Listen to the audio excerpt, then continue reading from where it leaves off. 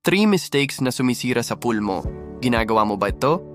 Baka akala mo okay ang tubig mo, pero unti-unti na palang nasisira.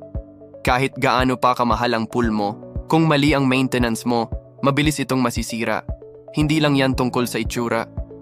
Pwede itong maging sanhi ng cloudy water, algae growth, at pangangati ng balat at mata. At worst, masisira pa equipment mo. Pump, filter, lahat. Kaya sa video na to, i-share ko ang top 3 mistakes na ginagawa ng karamihan. Unang mistake, sobrang chlorine. Akala ng iba, mas maraming chlorine, mas malinis. Pero mali yan. Kapag sobra ang chlorine, nagiging harsh ang tubig, nag-i-irritate ang mata at balat, at nasisira ang pool surfaces at liners. At ang pinaka-ironic, pwede pa nitong gawing cloudy ang tubig mo. Pro tip, hindi paramihan ng chlorine, tamang level ang importante. Pangalawa, hindi pag-check ng pH. Ito ang pinaka-common at pinaka-delikado. Kapag mataas ang pH, mahina ang effect ng chlorine at madaling magka-algae.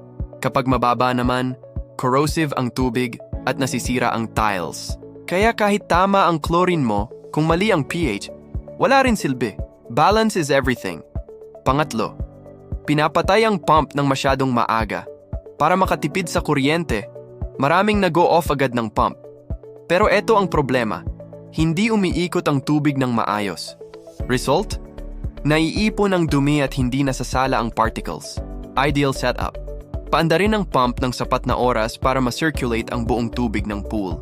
Quick bonus, consistency beats effort. Mas okay ang regular maintenance kesa biglang heavy cleaning. Kaya tandaan, hindi lang basta chlorine ang kailangan, balance ang susi. Mas magiging clear, safe, at low maintenance ang pool mo. Gusto mo ng simple at practical pool tips?